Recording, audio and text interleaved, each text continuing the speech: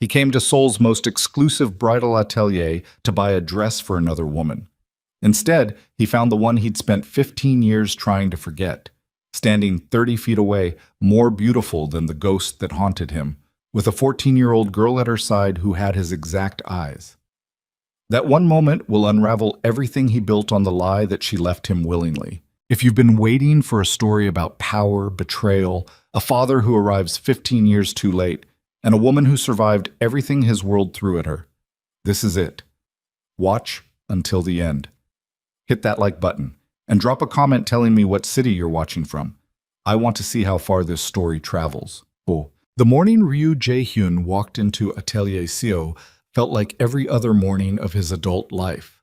Controlled, purposeful, and faintly suffocating. His driver had pulled the black G-Wagon to the curb on Cheongdam-dong's quietest block at 9:43, precisely when the atelier opened its doors to clients by appointment only. Jae-hyun stepped out without waiting for the door to be opened for him. He never waited. Waiting implied uncertainty, and uncertainty was the one luxury his position could not afford. He wore a charcoal suit cut so precisely it looked like it had been constructed around his body rather than placed upon it, which it had. No tie. Open collar. The scar along his left jawline caught the pale October light in the way it always did. A thin white seam running from beneath his ear to the edge of his chin, the kind of scar that made people look twice and then quickly look away. Two men followed him at a distance, close enough to be useful, far enough to suggest he didn't need them. Inside, the atelier was exactly what its reputation promised. Hushed, achingly white, smelling of gardenias and something older and drier underneath, like the breath of serious money. The floors were pale marble. The gowns on their individual stands were spaced wide apart, as if they required room to exist. A woman in a fitted black dress materialized from behind a frosted glass partition and bowed deeply. "Chairman Ryu, we've prepared the selections you requested. I'll look myself first," he said. His voice was not loud. It never needed to be. The woman bowed again and retreated. Jae-hyun moved along the first row of gowns without touching them. This was a transaction, not an occasion. Baek Yuna needed a wedding dress suited to a union that would consolidate two of Seoul's most dangerous and publicly respectable families, Ryu and Baek. And Jae-hyun's only criteria were that it broadcast appropriate dominance without tipping into vulgarity. Yuna herself had opinions, but her opinions were secondary to the image the marriage needed to project. He had been told this was not a romantic way to approach a wedding. He had been told many things that did not particularly interest him. He stopped before a column of ivory silk with a cathedral train that probably cost more than most families in this city would earn in a year. He studied it the way he studied everything, looking not at what it was, but at what it communicated. That was when he heard the laugh. It came from the far side of a curved partition to his left. A low, warm sound, quickly suppressed, like someone who had trained themselves not to take up too much space with their joy. He didn't think anything of it. He turned back to the gown. Then he heard the voice that followed the laugh. "Mira, please, don't touch the hem." Everything in him stopped. It was not a dramatic stopping. His heart continued. His lungs continued. The marble under his feet did not shift. But something in the deep, involuntary architecture of Ryu Jae-hyun, something that lived beneath the suits and the scar and the 15 years of building walls in the approximate shape of a man, went completely, catastrophically still. He knew that voice. He had spent 15 years forgetting it. He had spent 15 years being nearly successful. He moved around the partition before he had decided to move. It was not a choice he made. His body made it for him. The way a body moves toward something it recognizes as essential, as bone-level necessary, before the reasoning mind can weigh in with its objections. She was standing with her back partially to him, holding a fabric swatch against the light from a tall window. She was wearing a camel-colored coat, simple, well-fitted, but not expensive. Her natural hair pulled back and held with something he couldn't see. She was slightly thinner than he remembered, or perhaps she had simply shed the particular softness that youth provides and replaced it with something more exact, more present. Beside her stood a girl. The girl was 14, maybe 15. She was wearing a school uniform with the jacket open over a gray hoodie, arms crossed, wearing the expression of someone who had been brought somewhere they hadn't chosen to be. She was beautiful in the specific, unfinished way of adolescence, all sharp angles waiting to resolve. And she had, in the exact, unmistakable geometry of her eyes, his eyes. The precise tilt, the particular stillness, the fabric swatch slipped from Nia's hand. No, it didn't slip. She felt him. He watched it happen, watched the subtle seizing of her shoulders, the way her body registered a threat it recognized before her conscious mind caught up. She turned slowly, not dramatically. The way a person turns when they already know what they're going to see and are simply giving themselves the last half second before they have to face it. Her eyes found him across 15 feet of pale marble. Nia Bellamy, who had been Nia Ryu for 3 years and then had not been, who had vanished from his life one night without a note, and without a goodbye, and had taken something from him that he hadn't fully understood the dimensions of until this exact moment, looked at him and went the color of old ash. The girl looked between them. Jae-hyun realized he was holding a dress receipt. He did not remember picking it up. He did not remember the woman in black placing it in his hand. He was looking at Nia's face, and the receipt was in his fingers, and then it was on the marble floor, and he had no memory of releasing it. The room had not gone silent, because rooms do not go silent on their own, but the atelier staff had, with the finely tuned social radar of people whose business survived on reading rooms, all found reasons to exist elsewhere. His 2 men had stopped at the entry to the partition. He didn't look back at them. He couldn't look away from her. The girl stepped forward, not backward. Forward. She put herself between Nia and Jae-hyun with the automatic, instinctive motion of someone who had been doing exactly this, standing in front of her mother, for years without ever being taught how. She looked up at him with those eyes, his eyes, and her jaw was set in a way that he recognized because he had set his jaw exactly like that in mirrors for 4 decades. He opened his mouth. What came out was barely above a breath. Nia. She looked at him for a long moment. The color had come back to her face. Not warmth, but the controlled flush of someone managing something enormous in real time. She glanced at her daughter, at his face, at the floor, at his face again. Her expression was not grief. It was not joy. It was something older and more complicated than either. The look of a person confronting the one thing they had successfully outrun for 15 years and understanding, finally, that it had simply been waiting. "Don't," she said. One word. No inflection, not a plea and not a threat. Just a boundary drawn in the only syllable she had available. The girl, Mira, had not looked away from him. Her arms were still crossed. Her expression was wary and direct, and she looked at him the way people look at an approaching weather system, assessing damage potential.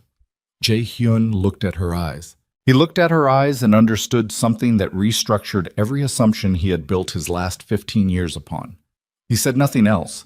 He could not have spoken if his life required it.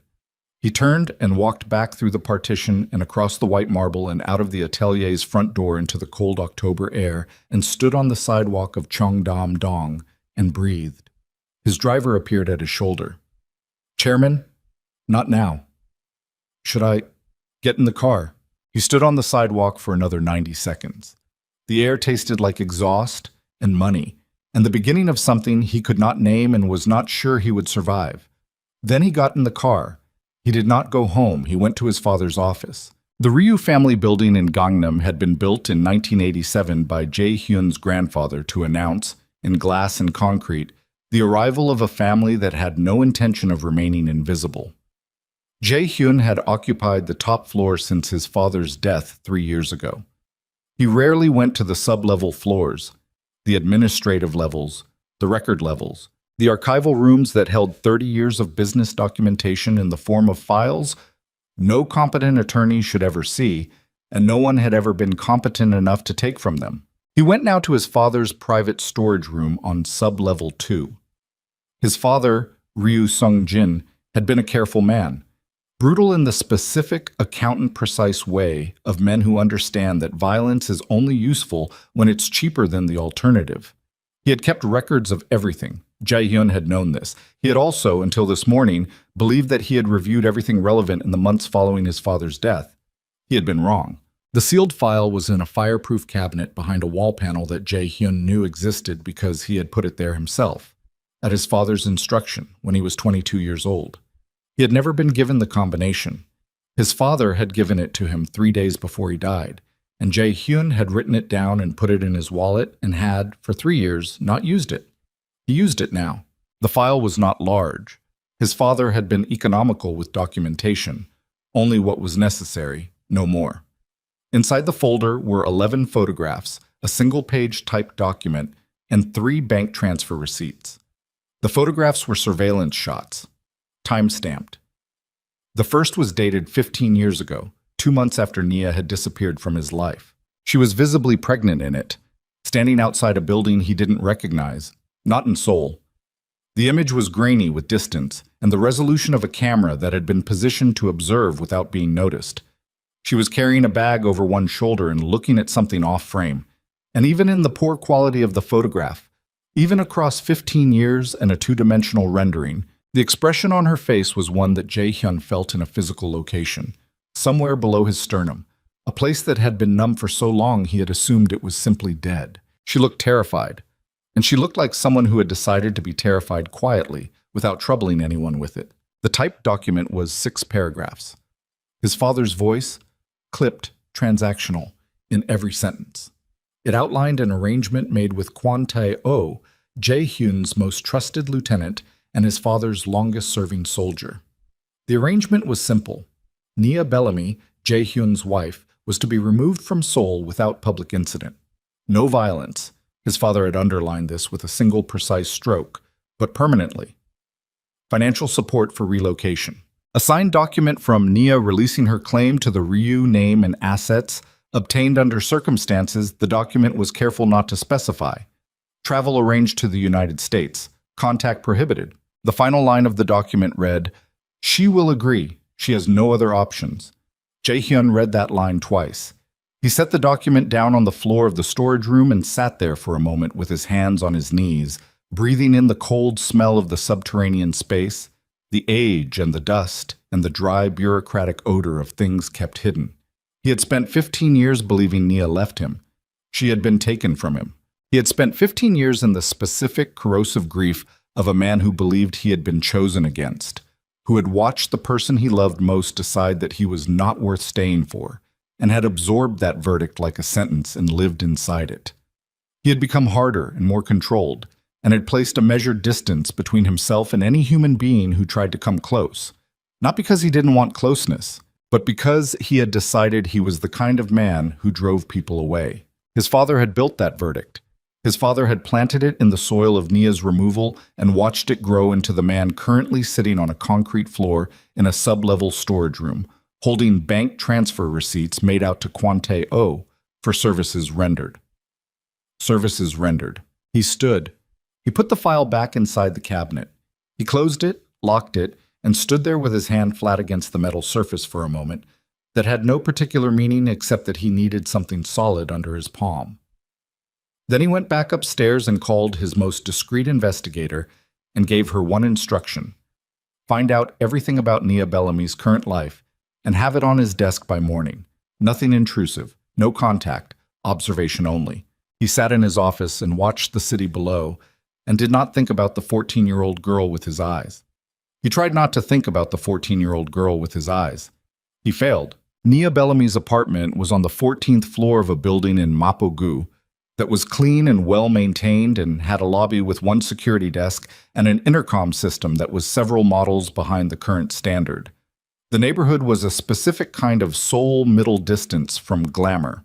Not poor, not wealthy, the type of place where professionals with children and limited overhead lived their actual lives, unperformed for anyone. The investigator's report told him the apartment had 2 bedrooms. Nia had lived there for 6 years. She worked as a freelance textile consultant for a firm that sourced fabric for mid-range Korean fashion brands, which explained, he realized, the atelier. She worked from home 4 days a week. The 5th day, she made rounds to clients in Mapo and Yongsan. She earned enough. The daughter was enrolled at a middle school 4 blocks from the apartment. She was in the top quartile of her class. She played basketball, which she had apparently picked up somewhere around age 10, and taken to with an intensity that her teachers found impressive and slightly alarming. She had a small number of close friends, and no social media presence that the investigator could locate, which the report noted as unusual for a girl her age. The daughter's name was Mira. Her registered name was Mira Bellamy. The birth certificate listed father unknown. He read that twice, too. Father unknown. He was 41 years old. He ran the largest privately held criminal organization in the Greater Seoul metropolitan area. He had, in the course of his professional life, ordered beatings, organized extortion, overseen money laundering on a scale that would have made the prosecutors who occasionally circled his business weep with frustrated ambition. He had buried 2 members of his own organization who had become liabilities. He had done every one of these things with the flat effect of a man performing routine professional tasks. He had never, in his adult life, felt what he felt reading the words "Father Unknown" on a document about his own daughter. His hand was shaking. He put it flat on the desk until it stopped. The next morning, he sent a message through an intermediary to Nia's personal phone, a number the investigator had pulled. The message was 4 sentences. He was aware that she had every right to not respond. He was aware that showing up at her apartment would be a form of violence regardless of his intentions, and that whatever he was trying to rebuild, if he was trying to rebuild anything, if rebuilding was even the correct frame for what he was doing, it could not begin with another imposition on a woman his family had already imposed upon sufficiently. He sent the message and waited. Kwon Tae-oh came to his office that afternoon, which was a Thursday, as he did every Thursday. He was 53, lean and precise, with gray at his temples that he wore with the comfortable vanity of a man who had earned it. He had served the Ryu family for 28 years. He had, at Jae-hyun's father's direction, arranged the removal of Jae-hyun's pregnant wife from the country. He sat across from Jae-hyun and went through the weekly organizational report with the unhurried efficiency of a man who believed himself to be completely safe. Jae-hyun listened. He asked his usual questions. He approved the usual allocations. He looked at Taeo's face across the desk and watched him perform the role of trusted lieutenant with the comfort of long practice, and he felt something cold and patient settling into the space behind his eyes. Not now. That accounting would come, but not now. Not until he understood the full picture. Not until he knew what Nia wanted. After Taeo left, Jae-hyun sat alone in his office for a long time. He thought about the girl in the school uniform with her arms crossed and his eyes. He thought about how she had stepped in front of her mother without hesitation, without thinking about whether it was tactically wise, just moved, her body simply deciding that the space between her mother and danger was hers to occupy. He had no right to be proud of that. He had done nothing to produce it. It was Nia's work entirely. He was proud of it anyway, which disgusted him in a way that felt like progress. Nia's response came at 11:47 that night. He was awake. He had been awake for several hours sitting in his living room in the dark, which was new behavior for him and which he suspected was going to become a recurring problem. The message said, "I need 24 hours. Don't contact Mira. Don't contact anyone connected to me. I'll tell you where and when." He wrote back, "Understood." He put the phone down. He picked it up again and typed, "I'm sorry I didn't look for you sooner." He stared at those words for a long time. He deleted them. Not because they weren't true, because they were insufficient, and sending insufficient things to Nia at 11:47 at night while she was making decisions about whether to allow him into her life felt like exactly the kind of self-indulgence that had already cost them too much.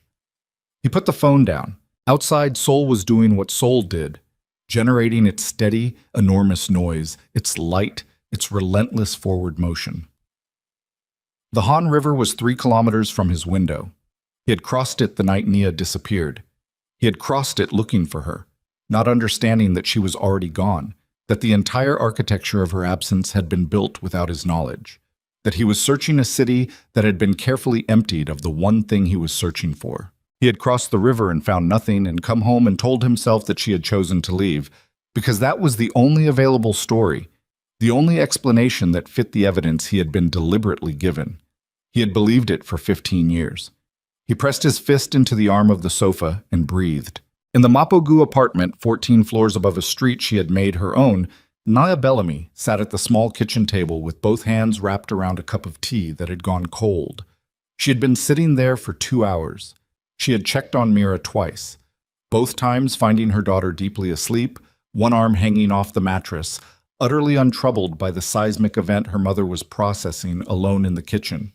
Nia looked at the message on her phone. Ryu Jae-hyun, whose family had paid to have her removed from the country while she was 6 months pregnant, whose father had handed her a document and told her to sign it or face alternatives that were not specified but were clearly not gentle, who she had loved in the specific all-or-nothing way of young women who believe that the quality of their love can change the shape of the person they've chosen. Ryu Jae-hyun was asking to meet. She had said yes. She was not sure, sitting in the cold kitchen with her cold tea, whether that was the bravest or the most catastrophically foolish thing she had done since the last time she let herself believe that Ryu Jae-hyun's world had room in it for her. She thought about Mira's face in the atelier, the way her daughter had moved in front of her, quick and sure, no calculation, just action. Mira didn't know what she'd been protecting against. She had no context for the man with the scar, and the controlled stillness, and the eyes she saw every morning in her own mirror. She had stepped forward on pure instinct, and Nia had stood behind her daughter's protection and felt, simultaneously, a pride so sharp it hurt and a grief so old it had worn smooth. She had kept Mira safe by keeping Mira ignorant. She was not sure anymore whether those two things were the same. She put the phone face down on the table. Outside the kitchen window, Seoul pushed its noise and light into the night sky, indifferent and relentless and full of all its ordinary business. Somewhere in Gangnam, in a tower that scraped the underside of the clouds, Ryu Jae-hyun was awake in the dark, holding the knowledge of what his family had done to her, and Nia did not know what to do with the fact that she hoped it was destroying him. She did not know what to do with the fact that she hoped it wasn't. She had loved him. That was the irreducible, stubborn fact she had been living alongside for 15 years. Not around, not past, alongside. She had loved him with the kind of completeness that doesn't resolve cleanly when it ends, that leaves structures behind inside you, load-bearing walls you didn't know were there until you tried to remove them and the ceiling began to come down. She had built a whole life in the space that love had vacated. She had built Mira and her work and the small, warm apartment and the small, warm life. And most days, genuinely, sustainably, most days, it was enough. Today had not been most days. She got up. She poured the cold tea down the drain. She stood at the kitchen sink looking out at the city and made the only decision available to her, which was to proceed with the same carefulness that had kept her and her daughter intact for 15 years. She would meet him, on her terms, in her city, the one she had made for herself. And if Ryu Jae-hyun turned out to be the same man his father had fashioned, cold at the center, capable of using people cleanly and without remorse, she would remove him from their lives with the same efficient finality that his father had once removed her from his. She turned off the kitchen light. She checked on Mira one more time. Still sleeping, still unhurried by the weight of things she didn't know yet, Nia stood in the doorway of her daughter's room and looked at the girl they'd both made. She and Jae-hyun, though his contribution had been purely biological and entirely unknowing, and she felt the full complicated weight of the decision she'd already made. Mira stirred. Her arm came up from the mattress. She made a sound without words. "Go back to sleep," Nia said quietly. Mira went back to sleep. Nia went to her own room. She lay down on her side of the bed. Just her side, the habit of single occupancy long since settled into her bones, and looked at the ceiling. Tomorrow she would text Jae-hyun the address of the cafe 2 blocks from her office. Public, daylight, her territory. She would go alone. She would be careful. She would be, above all things, the woman who had survived his family's cruelty and built something worth protecting. Not the girl who had loved him too much and paid for it. She closed her eyes. Sleep came slowly, and when it came, she did not dream about him, which she decided to count as a victory. In the morning, before she could reconsider, she sent him the address. His reply came in under a minute. Thursday, 10 a.m. "I'll be there." She stared at it. Then, "Don't bring the men." A pause. Longer this time. Then, "Understood." She put the phone away. She made Mira's lunch. She moved through the ordinary architecture of her morning, the lunches, the reminders about homework, the 15-minute argument about whether Mira could wear the hoodie under her uniform jacket, which they both knew she would wear, regardless of the verdict. and she kept her hand steady and her voice level. Mira paused at the apartment door, bag over one shoulder, jacket open over the hoodie, having won the argument through attrition. She looked at her mother. "You okay?" "I'm fine," Nia said. Mira studied her with the particular devastating perceptiveness of teenagers who have grown up in close quarters with only one parent, developing a finely calibrated sensor for when that parent is managing something they're not sharing. "Mom." "Mira, you're doing the thing where your jaw goes like that. Go to school." Mira went, but she paused again in the hallway and looked back once, and Nia met her eyes and held them steady, and whatever Mira found there satisfied her enough to let it go. The door closed. Nia stood in the apartment alone. She thought about those eyes, her daughter's eyes, which were also his eyes, and she thought about what Thursday would require of her, and she pressed both hands flat on the kitchen counter and breathed. Thursday was 2 days away. She had 2 days to decide exactly how much of the truth she was prepared to survive giving him.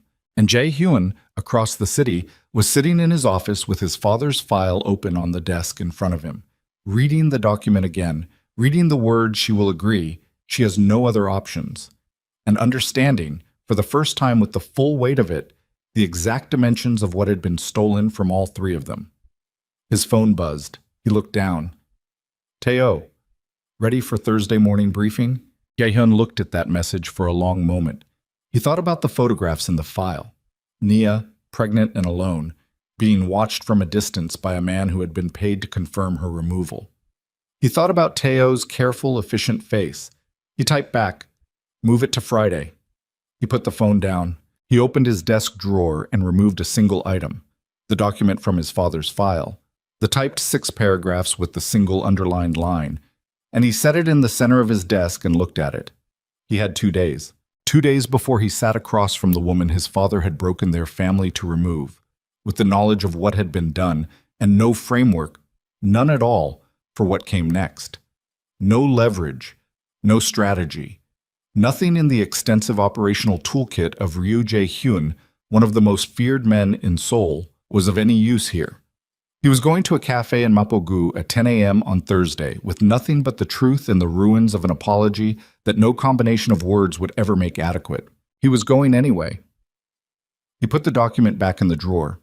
He thought about the girl stepping in front of her mother, the set of that jaw, the stillness behind those eyes, his eyes, that was so familiar it made something in his chest move that had not moved in 15 years.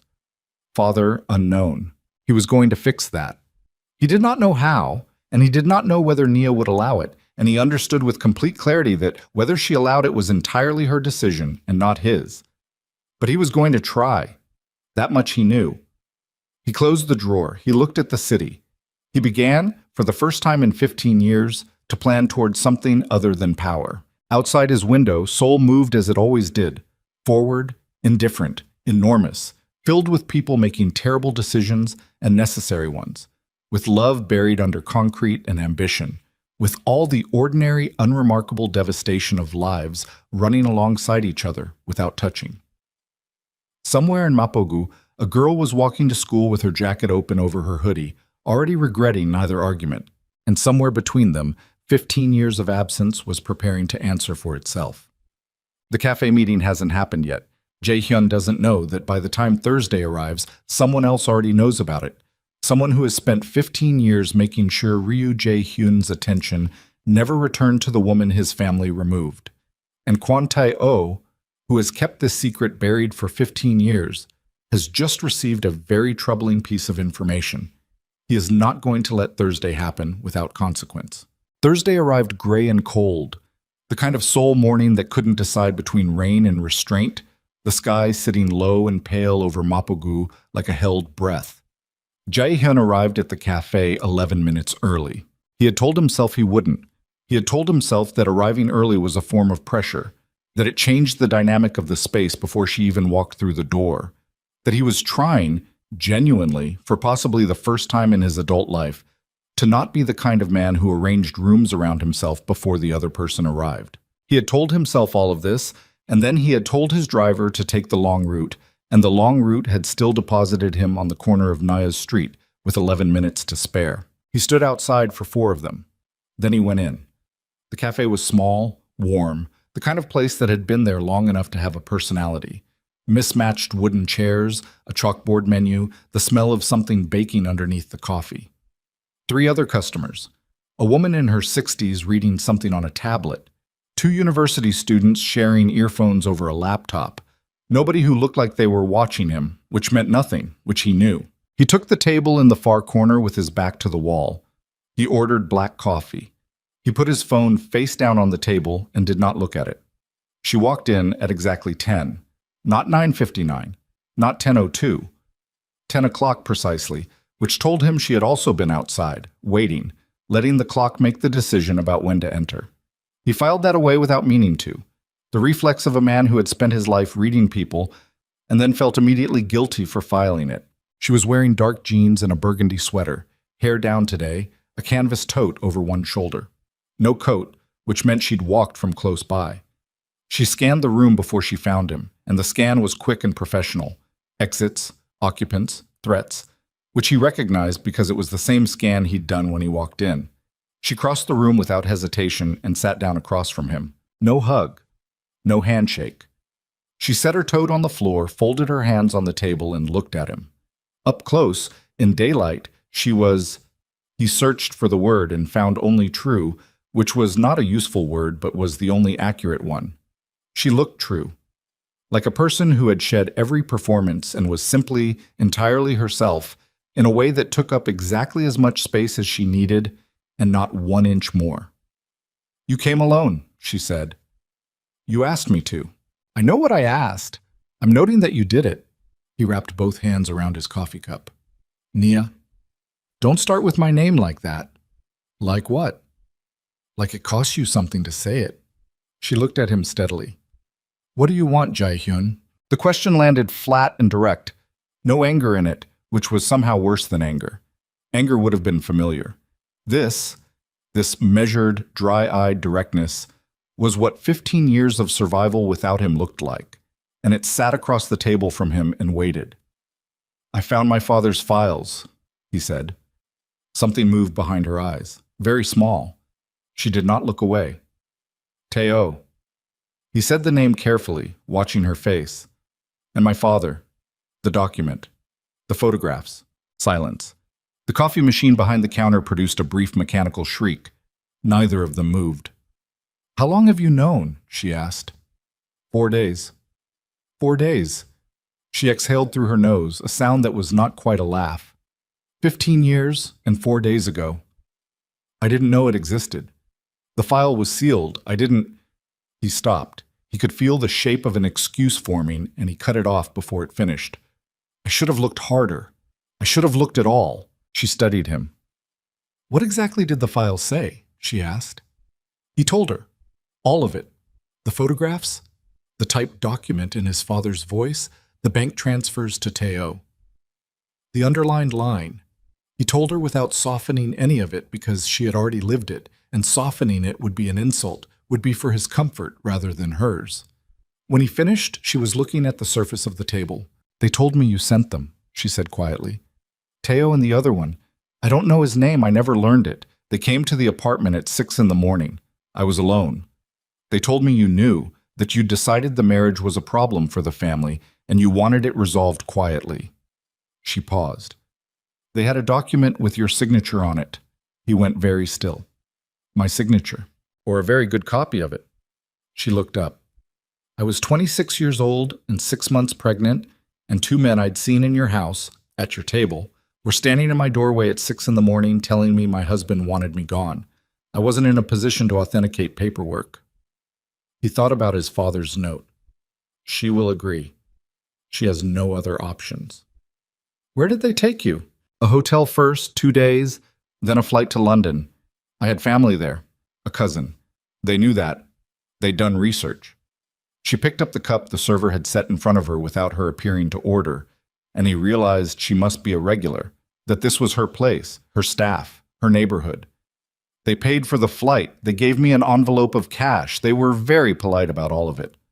"Professional," he said, and the word tasted like rust. "Very." She set the cup down. "I tried to call you after I landed. The number didn't connect. The apartment number, disconnected. I tried Teo's number, and he picked up and told me that Ryu Jae-hyun had moved on and that contacting him again would be unwise for my health and the health of my family. Jae-hyun looked at his hands. I believe them, she said. Not an accusation, just fact. I believed you sent them because of the signature, because of the way things had been in the weeks before. You'd been distant. You were always distant, but that was a different kind. And because, if I'm being honest with myself, some part of me already knew that what we had was too fragile for the world your father was building around you. It wasn't, he said. It was the only... Don't. He stopped. She leaned forward slightly, both hands flat on the table. I'm not here to hear what it was to you. Not yet. Maybe not at all.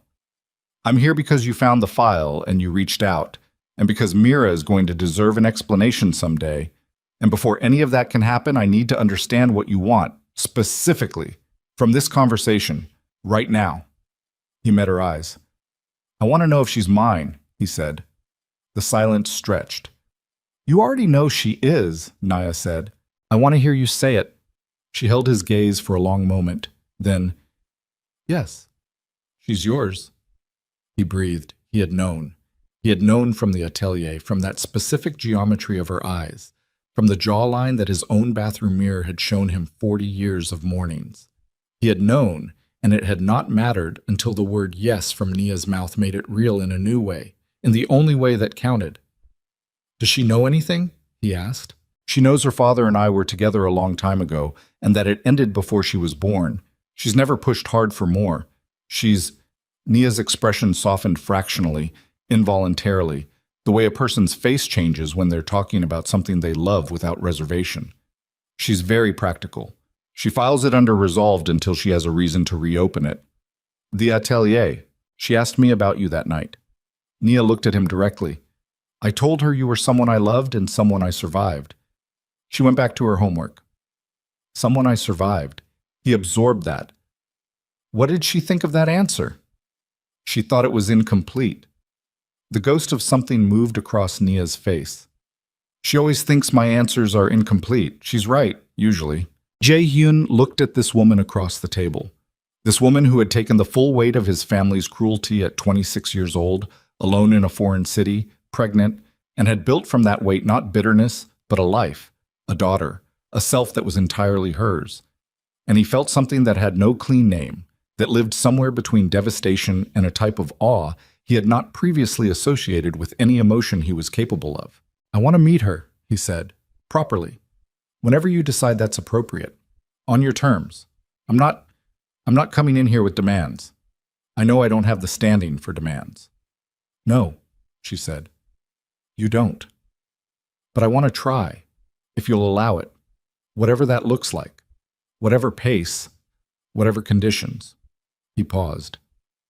I know what I owe the two of you. I can't repay it, but I can try to be something other than another thing that happened to you. She looked at him for a long time.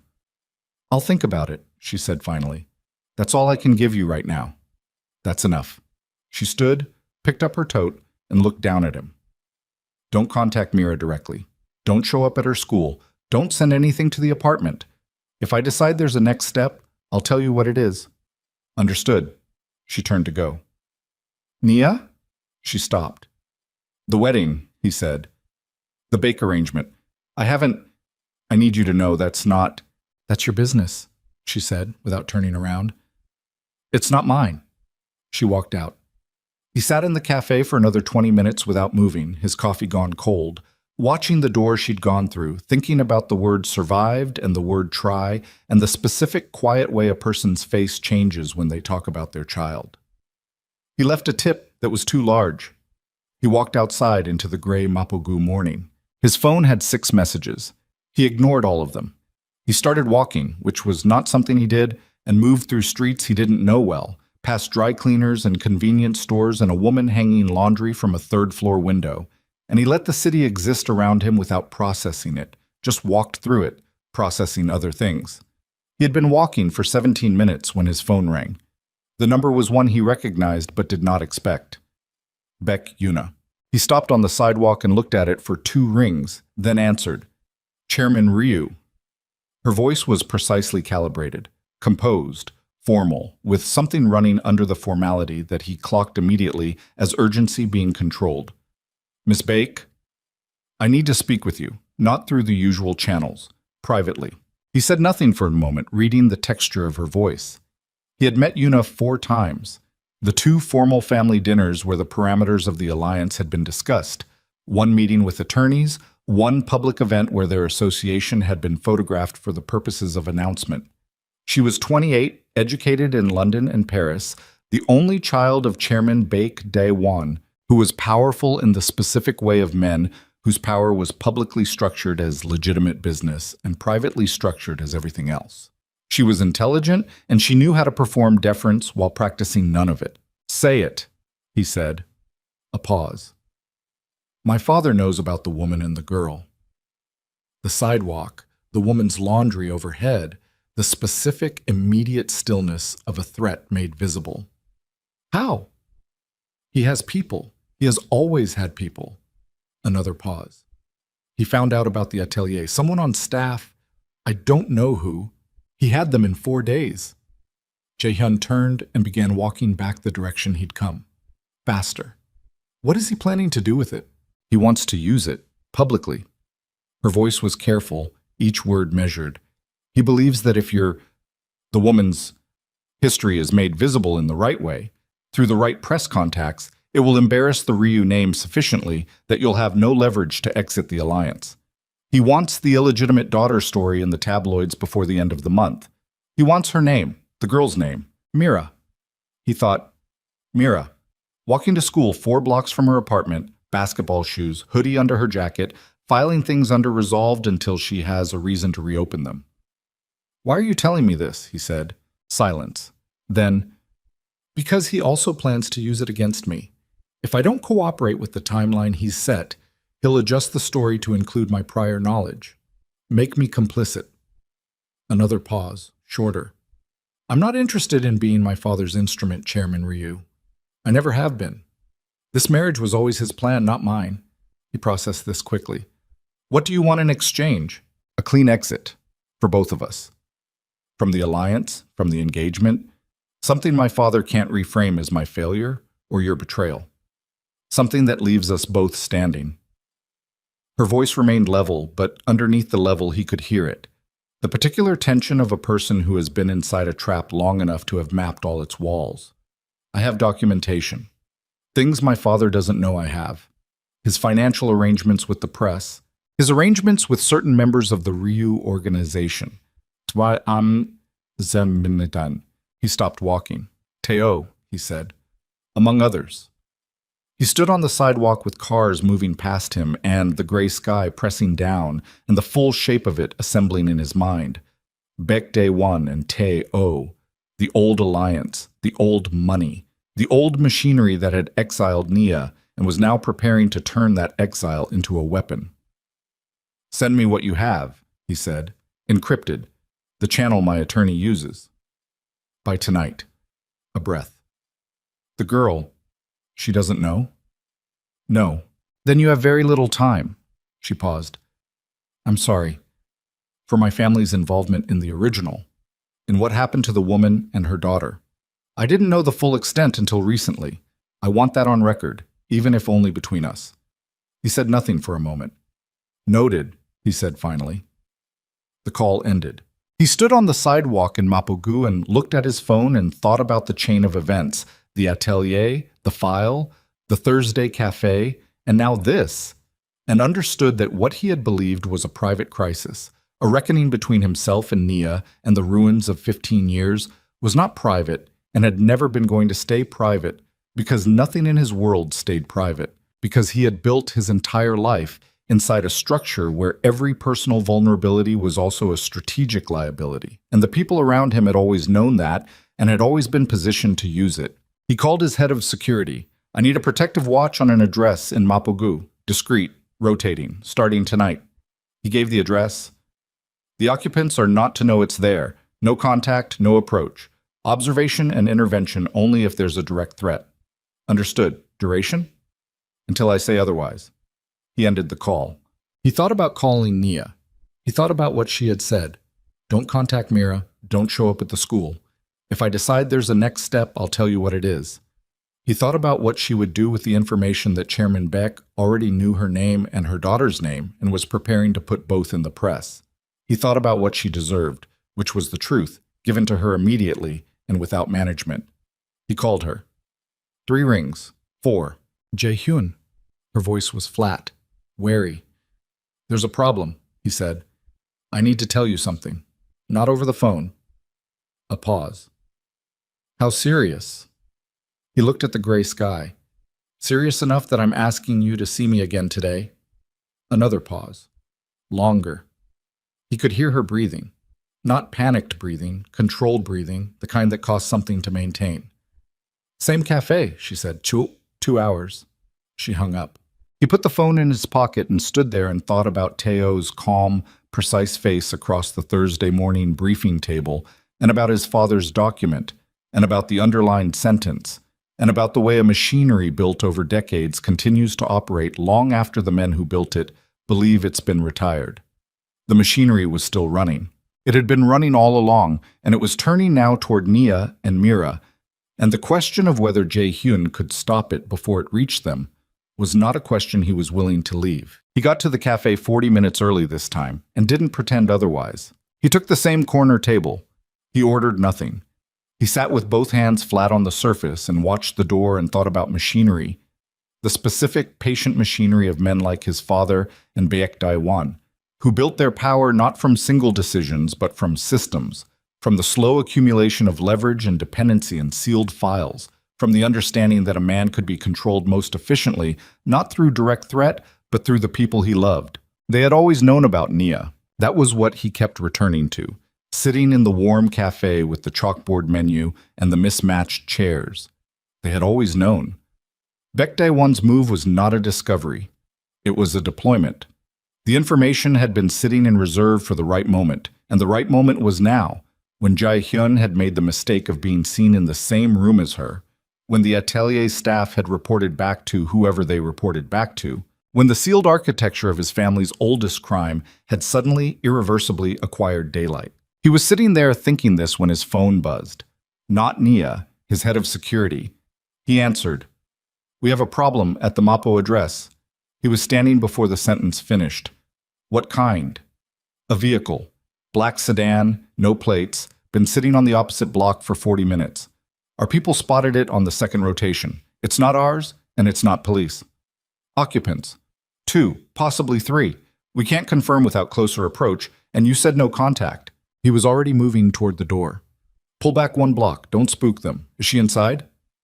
"The woman arrived home approximately 20 minutes ago. The girl is still at school. Doesn't finish until 3:40. 3:40. He checked the time. 2 hours and 12 minutes. "Keep eyes on both. I want to know the second that car moves." He stepped outside. The gray morning had turned grayer, the air carrying the particular damp weight of rain that had decided to arrive. He stood on the sidewalk and thought fast and clean, the way he thought when the variables were moving and the margin was narrow. Not emotionally, not yet, later for that. Nia walked around the corner. She was moving at a normal pace, canvas tote, no coat again, and she saw him outside the cafe and read his face in approximately 1 second. She stopped. "What happened?" she said. Not a question. "There's a vehicle outside your building. No plates. Beck's people, most likely." He watched her absorb this, watched her jaw set and her shoulders adjust. Not with fear, with the particular infuriating composure of a woman who had been managing threats alone for 15 years and had developed for it a kind of muscle memory. "Mira's still at school. I know when she finishes. We need to move. Both of you, somewhere else, tonight at minimum." She looked at him, direct. "We." "Naya, you said we. You don't get to say we yet." She stepped closer, lowering her voice, and even in the middle of a threat assessment, her face was entirely, terribly clear. "I need you to understand something. You showing up in my life 4 days ago does not give you operational authority over it. I don't care what your security apparatus looks like. This is my daughter." "I know it is." "Then advise. Don't command." He held her gaze. He was not accustomed to being corrected. He was also, at this particular moment, not in a position to be anything other than what she needed him to be. "There is a black sedan outside your building," he said carefully. 2 to 3 occupants. They arrived after you did, which means they followed you from here or they know your address already. Given what Yuna told me, Baek Dae-won has your name and your daughter's name and is planning a press release. This vehicle is either surveillance or the beginning of something else. He paused. My advice is that you don't go back to the apartment until we know which. She was quiet for a moment. And Mira? My people can pick her up from school, discreetly. A car she wouldn't recognize as connected to anything. No. Flat and immediate. I pick her up. Myself. Nia, if they're watching the school, I said I pick her up. She met his eyes and held them. And what was in hers was not stubbornness and not recklessness. It was the bright, absolute certainty of a woman who knew precisely where the line was and had drawn it in stone. You want to help? Fine. Have your car behind mine. Have your people on the block. But I am the one who walks up to my daughter at 3:40, and I am the one she sees, not a stranger in a black car. He said nothing for a moment. All right, he said. They went inside. They sat. She ordered tea and he ordered coffee, and for 40 minutes they worked through it with the focused, uncomfortable efficiency of two people who did not fully trust each other managing a shared problem. His security contacts, her knowledge of the routes, the school's layout, the places Mira might be pulled if she were outside the gate. She knew the school better than he would have expected, knew the blind corners, knew where the monitoring cameras did and didn't reach. And he watched her talk through it and thought, 15 years. She's been doing this alone for 15 years. At 2:15, his phone buzzed again. The black sedan had moved. He looked at the message and felt the specific cold clarity of a threat becoming concrete. They're mobile, he said. She looked at him across the table. How long until school ends? An hour and 25 minutes.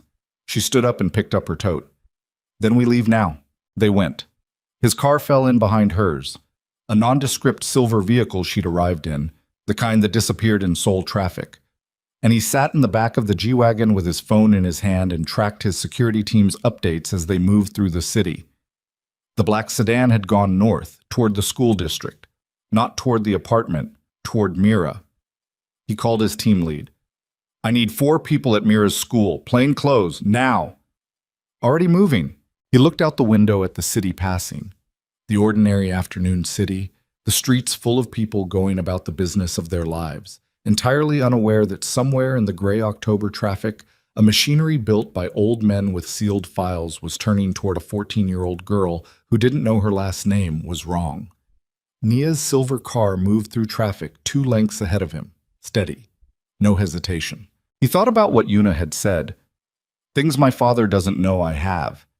He thought about the encrypted files she'd promised by tonight, and about Teo, and about the shape of the thing he was beginning to understand. Not just his father's original crime, but the ongoing architecture that had been built around it, the continuing arrangement between the Baek family and the elements of his own organization that had never been loyal to him at all. His phone rang. Teo. He stared at it. He let it ring through.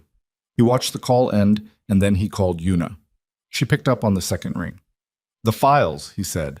How quickly can you move them? I told you, tonight. I need them now. Whatever you have right now, send it. A pause. What's happening? Send it. She sent it. He spent the remaining 40 minutes of the drive going through everything on his phone.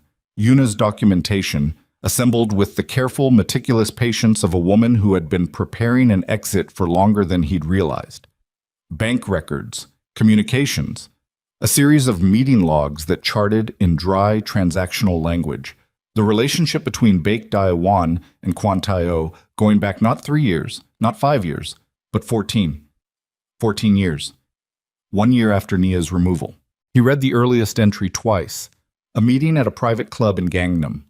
The purpose listed as alignment of organizational interests, succession. The parties, Baek Dae-won and Kwon Tae-oh, with 3 others named in abbreviated form, succession. He thought about his father's death 3 years ago.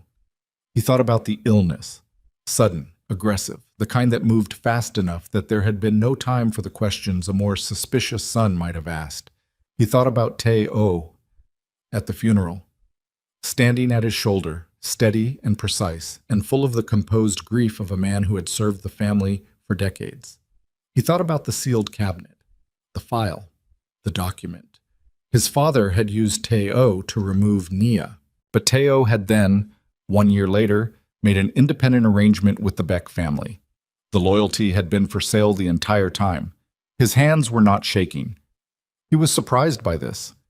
He looked at them, flat on his knees in the back seat, and they were perfectly still, and he thought, I am either beyond the point where my body responds normally to things, or I have simply arrived at a place where the ground has been gone for so long that falling no longer feels like falling. The car stopped. He looked up. They were 1 block from the school. His driver was looking in the rear view. She's already there, the driver said. Through the window, he could see Nia's silver car parked at the curb, and Nia standing beside it, hands in her pockets, watching the school gate. His security people were in position. He could identify 2 of them without trying, which meant they were slightly less discreet than he'd ordered, but they were there. The school gate opened. Children came out in the unruly cellular way of adolescence released, in clusters, breaking apart, reforming, the noise of it audible even through the car's glass. He scanned automatically.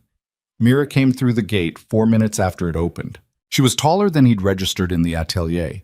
She was wearing the uniform with the hoodie underneath, bag over one shoulder, moving with the long strided looseness of someone who was used to being the fastest person in a space and knew it.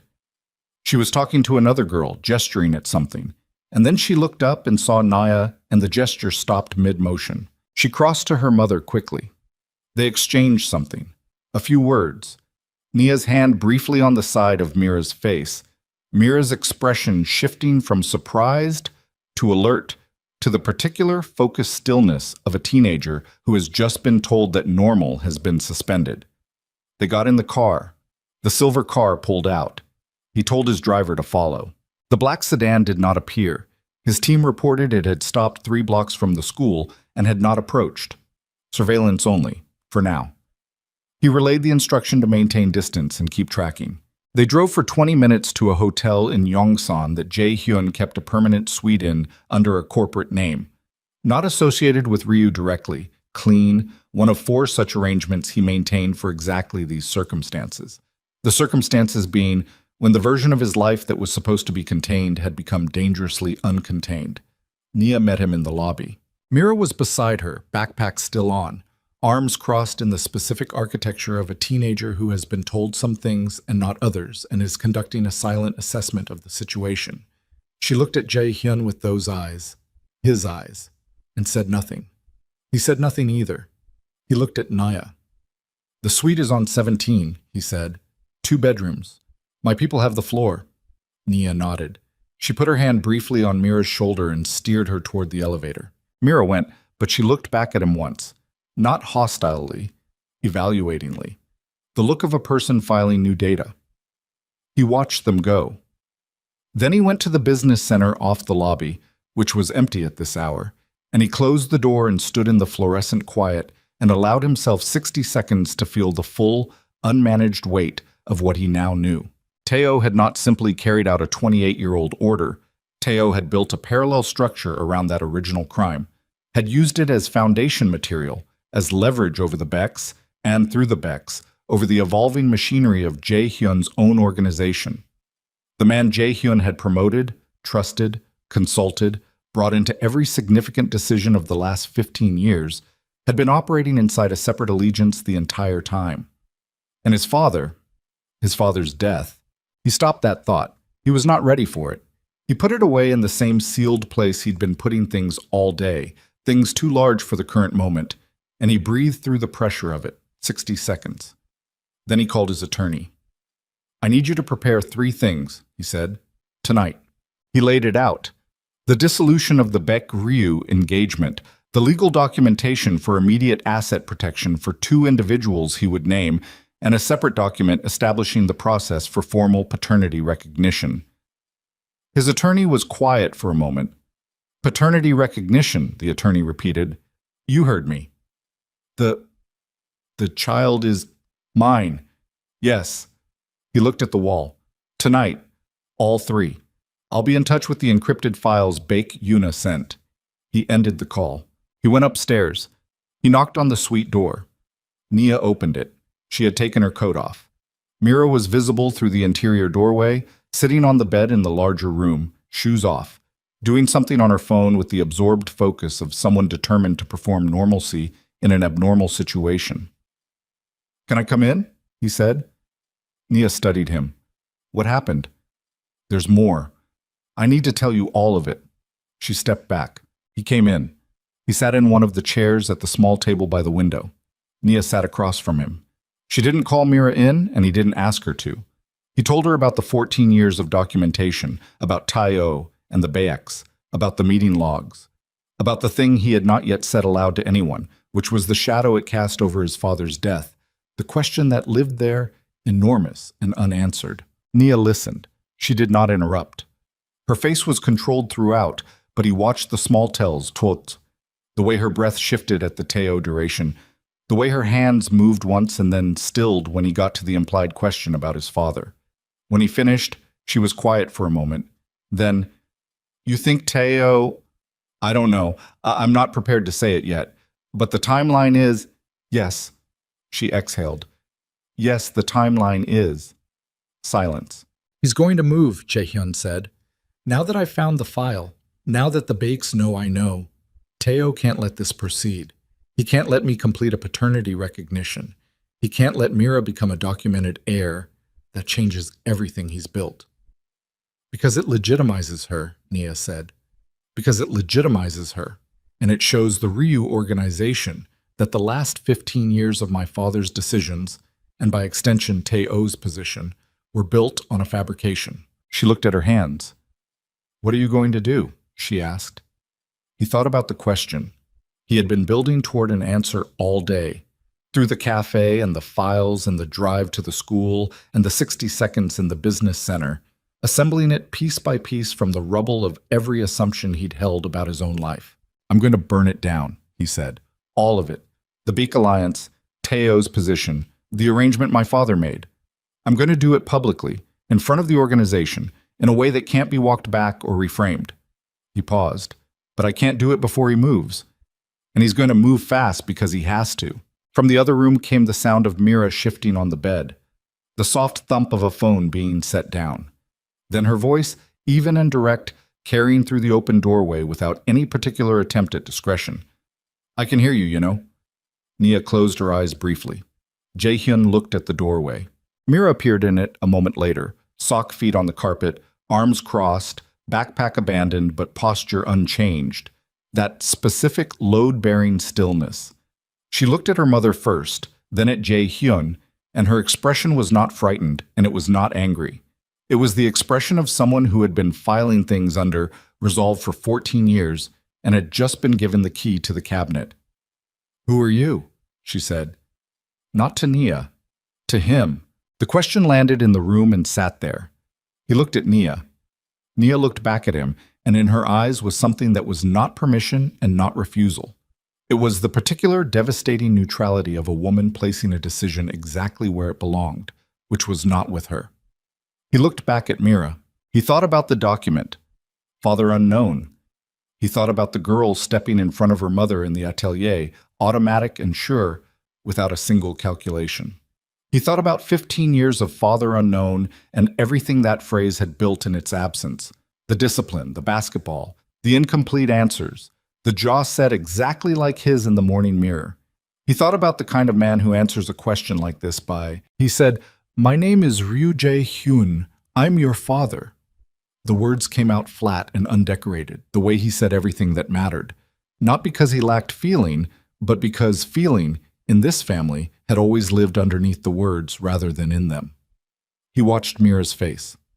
He watched her receive it. She didn't move. Her arms stayed crossed. Her expression did the thing he'd seen it do in the atelier. That quick, contained processing, the filing and cross-referencing of new data against existing files. Then she looked at Nia.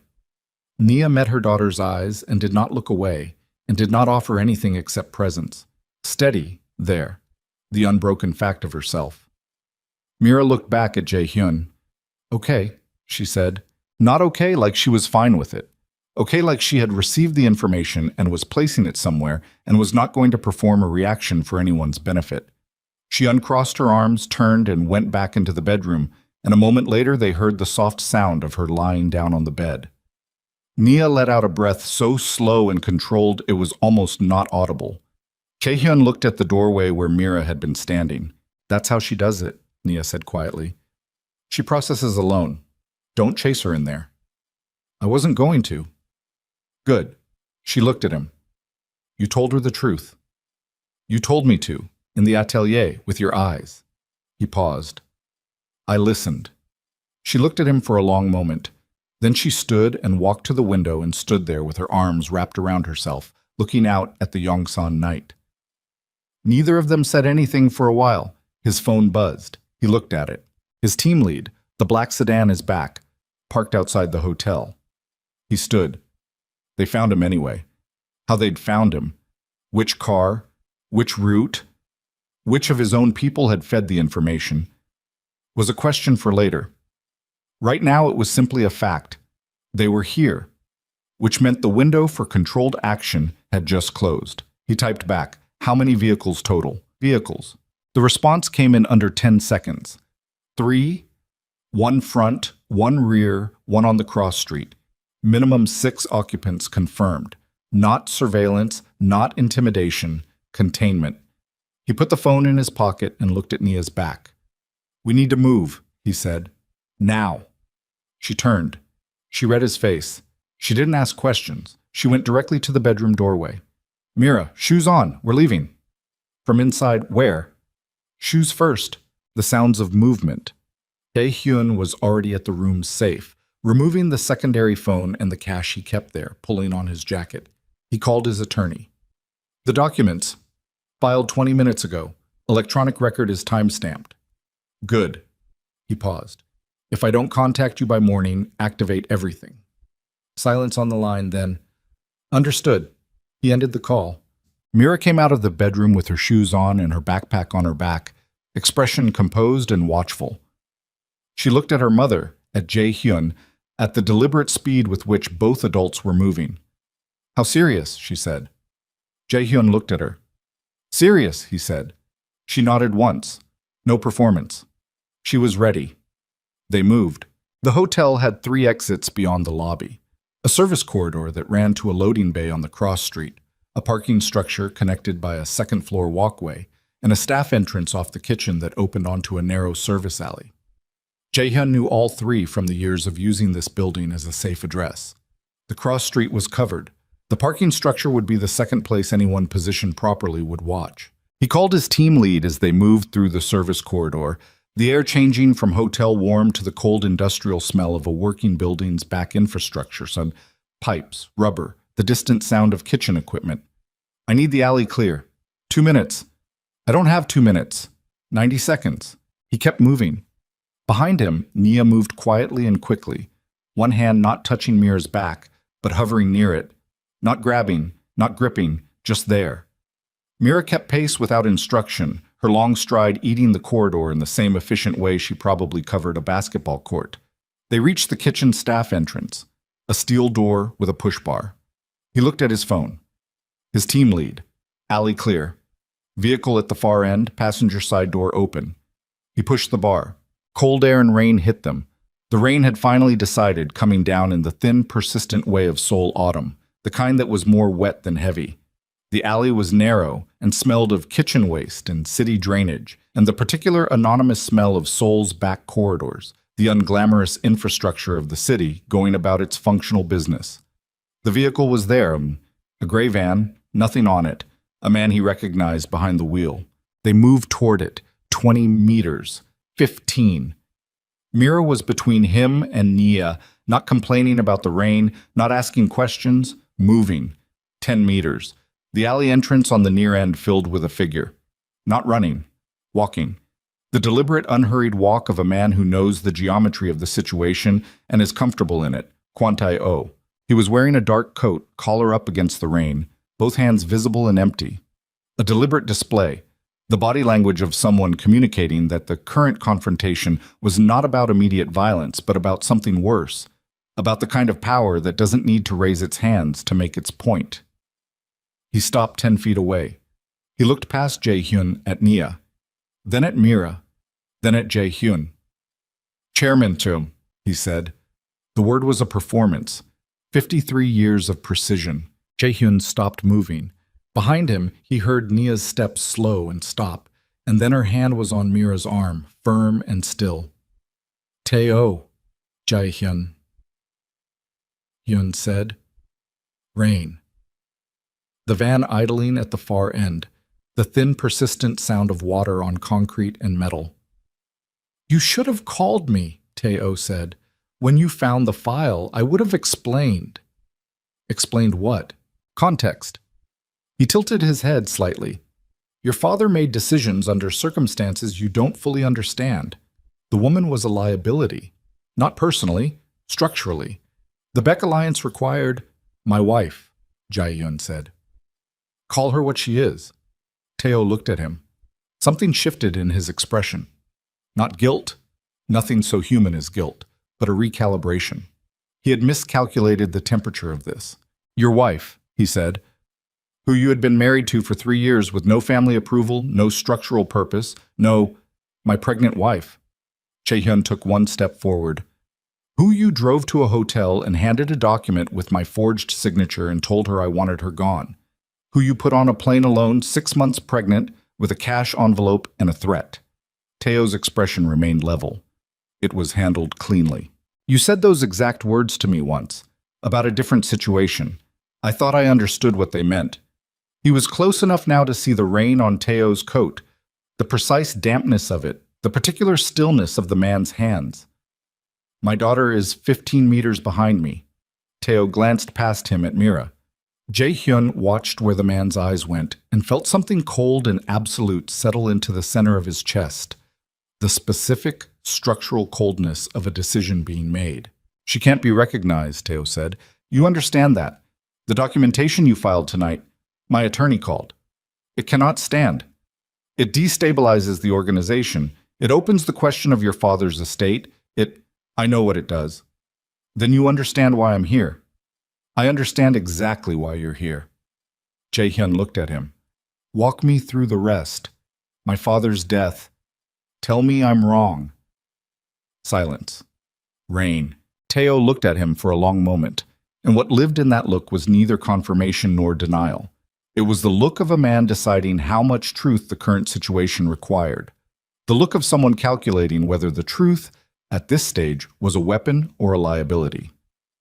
Your father was dying anyway, he said finally. The alley went very quiet inside Jae-hyun's head. The timeline was, don't. His voice came out different, flat in a way that was not control but its opposite. The sound of something under too much pressure going perfectly, completely still. Don't tell me the timeline. Tae-oh looked at him steadily. You would have found out about the woman eventually, Tae-oh said. The girl. Your father understood that. He wanted the transition complete before that became a complication. He paused. I carried out his wishes. He didn't die of natural causes. Tae-oh said nothing. Which was the answer? Jae-hyun stood in the rain in the service alley behind the Yongsan Hotel with that answer and did not move and did not speak for a moment that had no particular duration. Behind him, he heard Mira say, very quietly, to her mother, Mom. And Naya's voice, barely audible, I know, stay still. He looked at Tae-oh. The men on the street, he said. The vehicles. They're yours or BX? Both, Tae-oh said simply. The arrangement is comprehensive at this point. How many of mine are part of it? Tae-oh considered this. Enough, he said. Jae-hyun's jaw was tight. He could feel his pulse in his neck, in his hands. Not the adrenaline pulse of physical readiness, but something slower and more fundamental. The deep physiological acknowledgement of a moment that everything prior has been building toward. He looked at the man who had stood at his shoulder for 15 years, who had sat across his desk every Thursday, who had held an umbrella at his father's funeral. How many people are in those vehicles? He said. Enough, Tae-oh said again. Don't make this harder than it needs to be. Walk the woman and the girl back inside. The documentation gets withdrawn, the paternity filing gets dissolved, and this becomes a private family matter that gets handled privately. He paused. No one gets hurt. No one gets hurt, Jae-hyun repeated. Not if you're reasonable. He looked at Tae-oh. He thought about his father's sealed file, the underlined sentence, the bank transfers. He thought about Naya at 26 years old at 6 in the morning with a forged document and 2 men in her doorway. He thought about Mira on a birth certificate under Father Unknown. He thought about 14 years of logs and a private club in Gangnam and the word succession. He thought about the van at the far end of the alley, the engine still running, his team lead somewhere on the other end of a phone, the 6 occupants in 3 vehicles, and Tae-oh standing in the rain with his hands empty and patient and his eyes doing the calculation of a man who has been doing calculations for 28 years and is very confident in his arithmetic. Move aside, Jae-hyun said.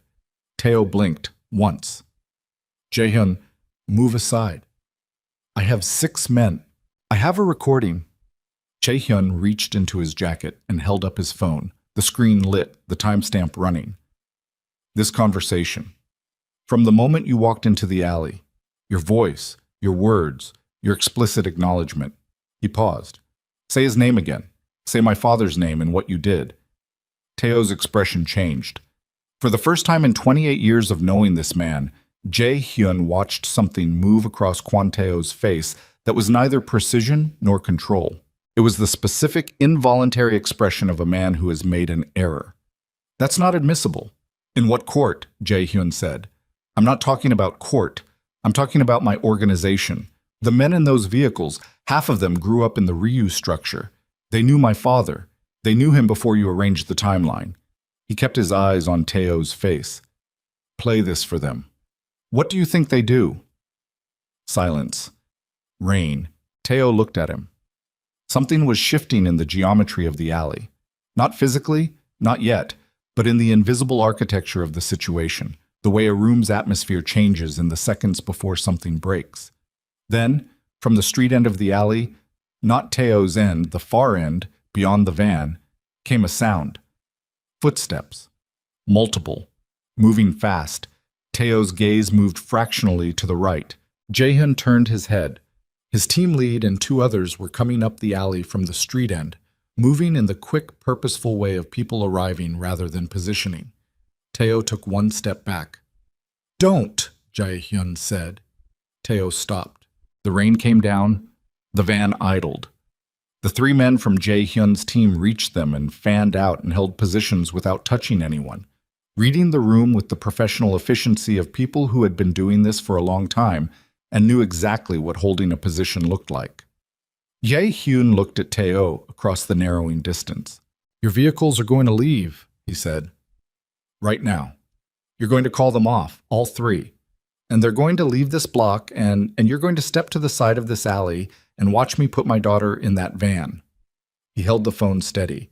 Or I play this recording right now out loud for every person standing within earshot, and you can explain to the 6 men in those vehicles what the timeline was. Tae-oh's jaw was tight. His hands, still empty, still visible, were very still in the rain. This isn't over, he said. I know, Jae-hyun said. I'm not asking for over. I'm asking for tonight. A long moment. The rain. The idling engine. The specific pressure of a man measuring his options with the speed and precision of a lifetime's practice. Tae-oh reached into his coat. Every person in the alley moved. His team lead's hand went to his side. Jae-hyun shifted his weight forward. The air pressure changed in the specific, dangerous way it changes when a group of trained people all react to the same ambiguous motion at the same time. Tae-oh brought out a phone. He made a call. 2 words in a voice too low to hear over the rain. From the street, through the alley walls, came the sound of vehicle engines turning over, then retreating. The alley did not relax exactly. It decompressed, very slightly. Tae-oh put his phone back in his coat. He looked at Jae-hyun with the precise, calibrated expression of a man filing a loss as temporary. Thursday, he said. Usual time. No, Jae-hyun said. Not Thursday. Not ever again. He stepped to the side and gestured toward the van. Get out of this alley. Teo looked at him. He looked at the team lead. He looked, once more and very briefly, in the direction of Nia and Mira behind Jae-hyun. Then he walked past. His shoulder came within 8 inches of Jae-hyun's as he passed. Neither man touched the other. He walked to the street end of the alley and around the corner and was gone. Jae-hyun stood still for 3 seconds. Then he turned around. Nia was looking at him. Her expression was controlled and waterlogged. She was soaked, they all were. The thin rain had had its way with all of them in the time they'd been standing in it, and the controlled expression had cracks in it that the rain made visible, the way water finds every unsealed surface. Mira was beside her. Mira was looking at him with those eyes. She had heard all of it. She had heard Teo say enough, and she had heard Jae-hyun say my daughter, and she had heard the word timeline, and she was 15 years old, and she was not crying, and she was not performing, and she was simply looking at him with the whole enormous weight of everything she now understood she had been standing outside of for her entire life. Okay, she said again, the same word as before. Different now. He looked at her. He looked at his daughter, soaking wet in a service alley in Yongsan, backpack on, shoes on, jaw set. He said, "Let's get you out of the rain." She nodded. They moved to the van. His team lead held the side door. Naya got in first, then Mira. Jae-hyun stood in the rain with his hand on the door frame and looked at the empty end of the alley where Teo had been standing. The recording was on his phone. The paternity filing was time-stamped and filed. Yuna's documentation was encrypted and waiting. Teo had 28 years of knowledge of the Ryu organization's structure, its finances, its personnel, its vulnerabilities. He had the Baek Alliance and whatever else 14 years of logs had built. He had the specific patient danger of a man who has been planning for contingencies longer than his opponent has been paying attention. And he had told Jae-hyun it wasn't over. Jae-hyun got in the van and closed the door. The van moved through the Seoul night, rain on the windows, the city producing its relentless ordinary light and noise on all sides. And in the back, Mira sat between her mother and the man who had just said her name out loud for the first time, and no one spoke. And the silence was not empty. It was full of the full, complicated, unresolved weight of everything that was still coming, everything that Teo's retreat had only... The van drove for 40 minutes before Jae-hyun told the driver to stop. Not at a destination, not at another safe house or corporate address. He told the driver to pull into the parking structure of a large commercial building in Mapo. Anonymous, open 24 hours, the kind of structure that exists in every major city as pure infrastructure, as space between spaces, and stop on the 3rd level, away from other vehicles, under the fluorescent wash of lights that made everyone look like they were being processed. He needed to think without moving. The driver stopped the engine. The rain on the structure's open sides continued, channeled now into the architectural gutters, running in thin streams down the concrete pillars. Mira had fallen asleep 20 minutes into the drive, not the sleep of someone at peace, but the sudden, total unconsciousness of a body that had exceeded its limit and simply shut down, her head against the window, her breath slow and deep. Nia sat beside her with one hand resting near her daughter's arm, not touching, just available. Jae-hyun sat in the front passenger seat and looked at the concrete wall ahead of him and thought. Teo had walked away. That was the problem. Teo walking away was not resolution. It was repositioning. A man who had operated at that level of patience and structural depth for 28 years did not accept a loss in an alley and retire. He had called off the vehicles because the recording had changed the calculus, because confrontation in that moment carried too much risk of exposure. But the recording was only as powerful as the people who heard it, and Teo had 14 years of logs to work with, and the Baek Alliance, and whatever portion of Jae-hyun's own organization remained aligned with the old structure. The window was narrow. He called his attorney at 11:41 at night. "The filing," he said. "Is it airtight?" "As filed, yes. The challenge would have to come from a competing claim or a procedural error, and there's no competing claim available, and I don't make procedural errors. Teo will try to introduce documentation disputing paternity. Let him. You have the original filing, the timestamp, and, I assume, the ability to establish biological confirmation if it comes to that. It won't come to that. I need it not to come to that." He looked at the rain running down the concrete pillar. Yuna's documentation. The Baek Teo meeting logs. If those go to the organization's senior members before Teo can frame them, before he can present his version of what happened in that alley tonight, it changes everything. How many senior members can you reach directly? Tonight. He thought about it. Of the 12 senior figures in the Ryu organization's structure, 4 were Teo's, in the sense that their loyalty had been cultivated and maintained by him over years. 3 were genuinely Jae-hyun's, men who had come up under him, whose advancement had been his decision, who owed nothing to the prior arrangement. The remaining 5 were institutional, loyal to the organization itself, to the Ryu name, to the structure that fed their families and structured their lives, and those 5 would go to whoever presented the most convincing case for what the Ryu organization was and who was running it. 5 men, tonight. Get me Park Sung-won first, he said. Park Sung-won was 61 and had been in the Ryu organization for 33 years. He had worked under Jae-hyun's grandfather before his father, before Jae-hyun himself. He was not sentimental. He was the least sentimental man Jae-hyun knew, outside of his own mirror.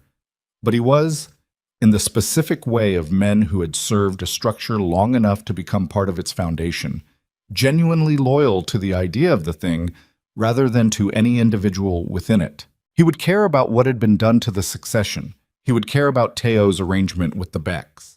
He would care about the word that Jae-hyun had not yet said out loud to anyone, but that the recording in his phone said clearly, in Teo's own voice, through implication and careful non-denial. His father's death had not been natural. He would care about that most of all. His attorney reached Park Sung-won in 20 minutes. Jae-hyun moved to the back of the parking structure, away from the van, and talked for 38 minutes. He told Park everything. The file, the photographs, Nia's removal, the 14 years of logs, the alley. He played 30 seconds of the recording. He heard Park breathe on the other end of the line with the specific heavy quality of a man revising an enormous amount of prior belief. When he finished, Park was quiet for a moment. "Your father?" Park said. "Yes." Another silence. "I'll make the calls," Park said finally. "Give me until 4 in the morning." It was 11:58. He went back to the van. Nia was awake, looking at him through the window. He opened the door and sat in the seat behind the driver. "How long?" she said. "A few hours." She nodded. She looked at Mira, still sleeping, and then back at him. "The recording," she said. "Will it hold?"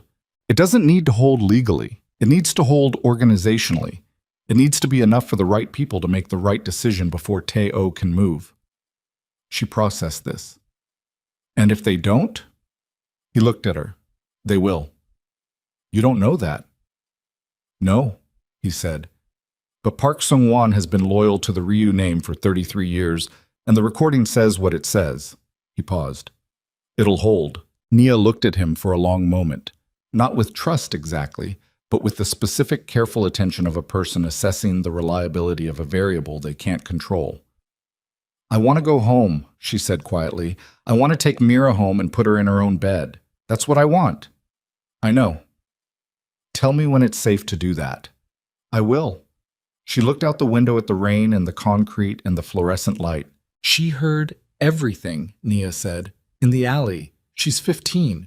She heard a man confirm that her grandfather, that someone arranged—" She stopped. Her voice had remained level throughout, but it stopped there, at the shape of what Mira had absorbed. "I know," he said again. It was all he had. She's going to have questions. She's going to come to me at 2 in the morning for weeks with questions, and I'm going to have to answer them. And some of the answers are— She pressed her lips together. "Some of the answers are ugly." "I'll answer them too," he said. "If she wants that. If you allow it." Nia looked at him. "She's going to be angry," she said. "Not tonight. She's in shock tonight. But she's going to be angry at me for keeping it from her, at you for being absent, at all of it. And it's going to be specific, and it's going to be fair, and you can't manage it or fix it. You can only sit in it." "I know." "Do you?" Not an accusation, a genuine question. He thought about the word yes and the ways it could be inadequate and the ways it could be true simultaneously. "I'm learning," he said. She held his gaze for a moment. Then she turned back to the window. At 3:47 in the morning, Park Sung-won called back. 7 of the 12 senior members were aligned. Four of Teo's men had, upon hearing the recording and the meeting logs presented by Park, declined to take any further action on Teo's behalf. One had gone silent, which Park assessed as functional abstention. The four who remained openly aligned with Teo were, Park noted with the dry precision of a man who had been in this structure for 3 decades, no longer in a position to act on that alignment in any meaningful way. Teo's operational capacity within the Ryu organization was, as of approximately 3:30 in the morning, effectively gone. Jae-hyun listened to this. He said, "Where is he?" "His apartment as of an hour ago. My people are watching." "Keep them there. I need to speak with him in the morning, directly." "That's inadvisable." "I know. Keep them there." He ended the call. He told his driver to take Nia and Mira home. The Mapogu apartment building at 4 in the morning was exactly what it was. Quiet, ordinary, the lobby's single security desk occupied by a man who looked up with tired professional attention as they came in. Nia carried Mira, who was half awake and heavy with it, her head on her mother's shoulder, and Nia carried her with the practiced ease of someone who had been doing it for 15 years, even though Mira was nearly as tall as she was, and it required effort. Jae-hyun held the elevator. He stood in the hallway outside their apartment door while Nia got Mira inside and into bed. He stood there and looked at the hallway's generic carpet and the scuff mark on the baseboards from years of lived-in traffic and thought about the specific, unperformable nature of what was required of him now. He could not fix 15 years.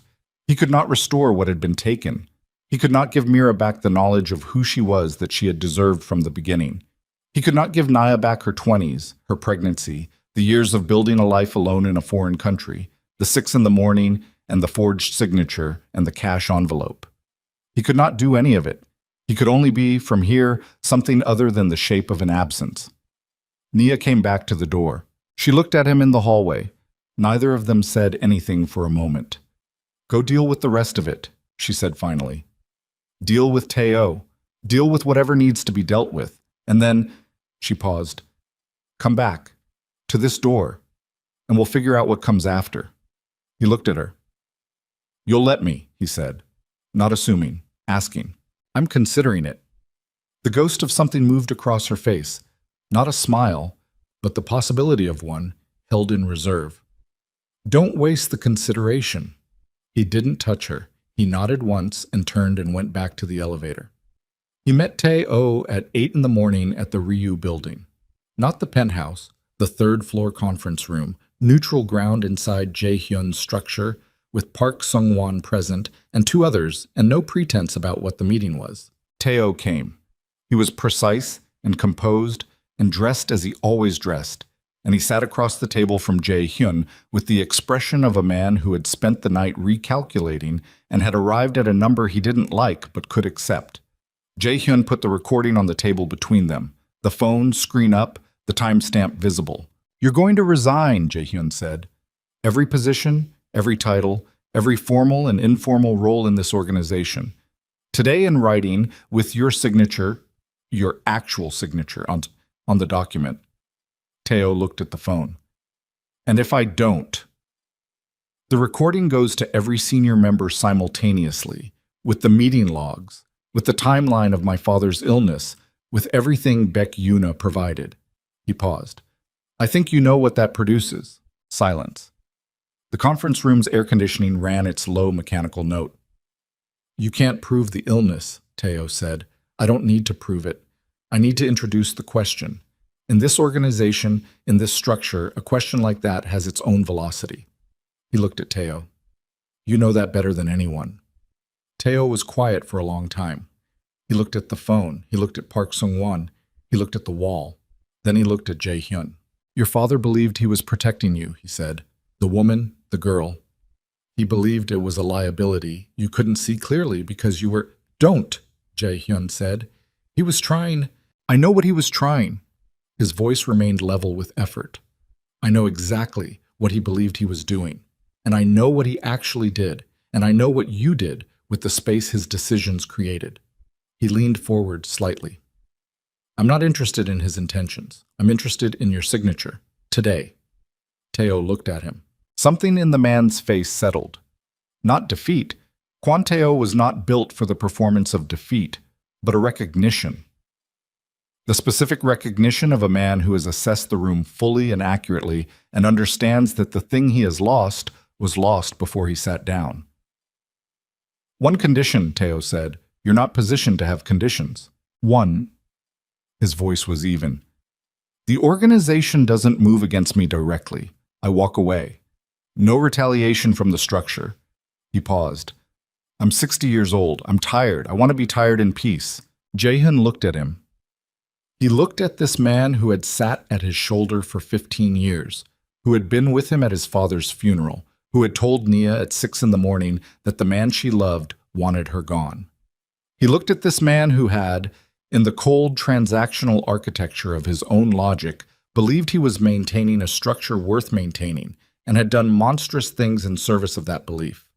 Walk away, Jae-hyun said, and stay walked. Teo signed the documents at 9:15 in the morning. He left the building without speaking to anyone. Park Sung-won watched him go from the conference room window with the expression of a man closing an account. The Beck Alliance, Park said, dissolved.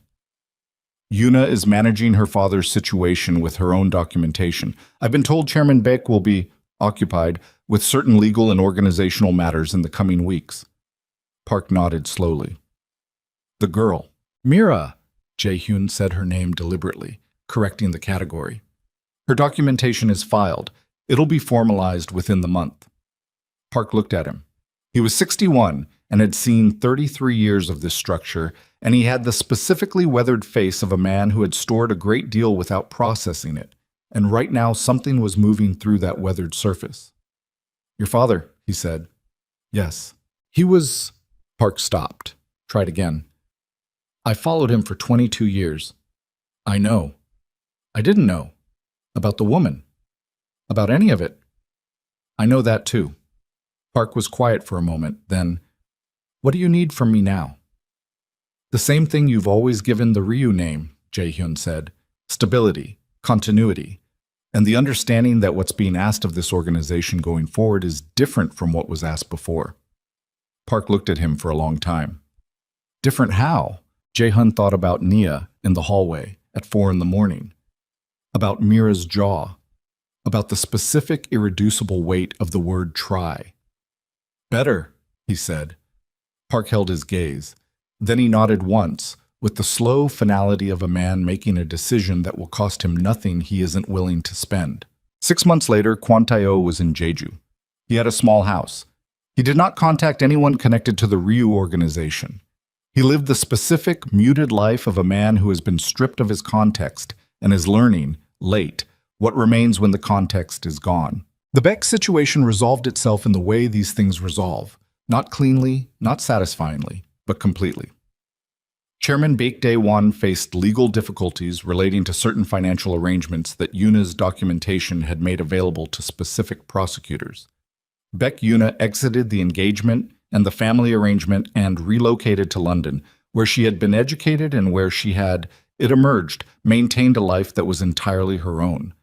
She sent Jae-hyun one message. I hope it was worth the difficulty. He wrote back. It was. She didn't respond, which seemed right. Mira's documentation was finalized on a Tuesday in March in an attorney's office in Gangnam. She sat next to her mother and across from Jae-hyun and signed her name on 3 separate documents with the particular, focused attention she brought to everything, and when it was done, she capped the pen and set it on the table and looked at the documents for a moment. Bellamy Ryu, she said, reading the hyphenated name. You don't have to use both, Nia said. It's just what the document... I like it, Mira said. She looked at Jae-hyun. Both. He nodded. She put the pen down and looked at the window and appeared to process something privately, and then the processing was apparently complete, and she picked up her phone and texted someone, which Jae-hyun had come to understand was her primary method of declaring a moment finished and moving forward.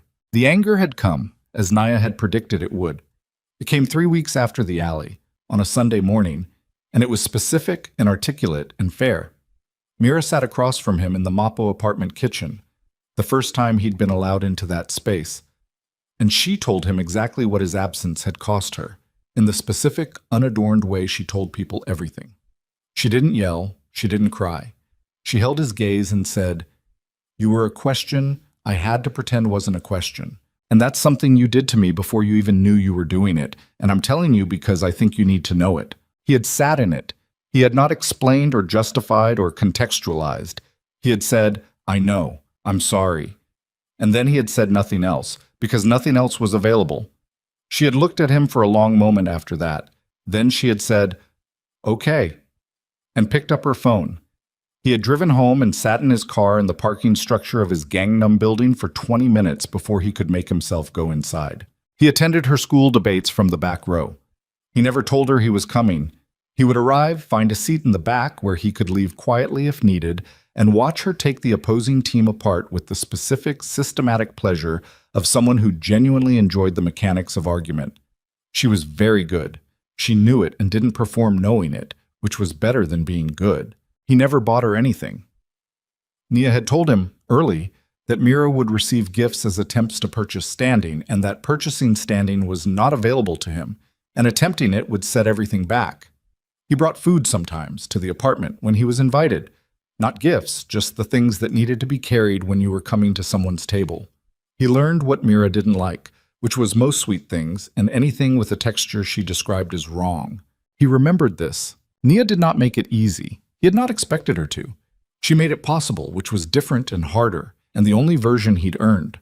There were evenings at the kitchen table that went well, and evenings where something in the air between them was too full of what it was, where 15 years sat down with them like an uninvited guest, and everyone at the table knew it was there and managed around it. On those evenings, he went home without lingering, because lingering would have been for him and not for them. He was learning the difference. In October, exactly 1 year after the atelier, Mira turned 15.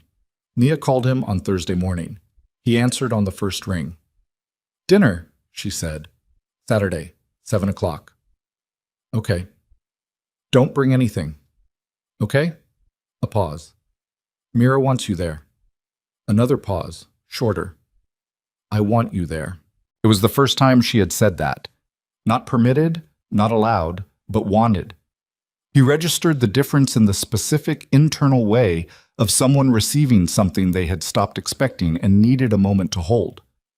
I'll be there at 7, he said. He wore the same suit he'd worn to the atelier a year ago, then changed into something less like a declaration. He walked from a parking spot 2 blocks away. He had been parking 2 blocks away since March because arriving in the G-Wagon outside her building felt wrong, felt like an imposition of his world on hers. And he preferred the 2-block walk through Mapogu streets that were becoming, with repetition, familiar in the way only walk streets become familiar. Nia opened the door. She was wearing dark red, her hair down, and she looked at him in the doorway with an expression he had been trying to read for a year, and tonight was the first time he thought he might be reading it correctly. Not open, not closed, but present. Actually, fully present. The expression of a person who has decided to stop managing the distance between herself and something she has not yet decided how to name. 7 o'clock, she said. To the minute, he said. She stepped back and let him in. The apartment was warm. The kitchen smelled of food, real food, the kind that had taken time and attention. The table was set for 3 with the good plates, the ones that didn't match, which was somehow better than if they'd matched. A small cake on the counter. Candles not yet lit. Mira came out of her room in a sweater he hadn't seen before, basketball shoes, her hair pulled up. She looked at him with the evaluating directness that had not softened in a year. It wasn't meant to soften, it was meant to see. And then she gave him a single nod of acknowledgement and went to the refrigerator. You can sit, she said, not looking at him. You always stand by the wall like you're waiting to be dismissed. Nia made a sound that was definitively a suppressed laugh. He sat.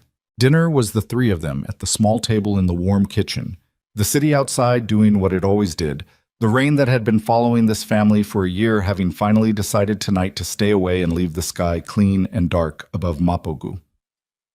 They ate.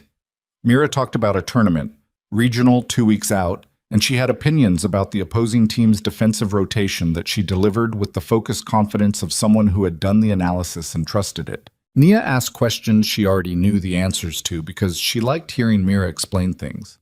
Jaehyun ate and listened and spoke when he had something to say, and did not perform attentiveness because he wasn't performing anything. When the plates were cleared, Nia brought the cake. It was small.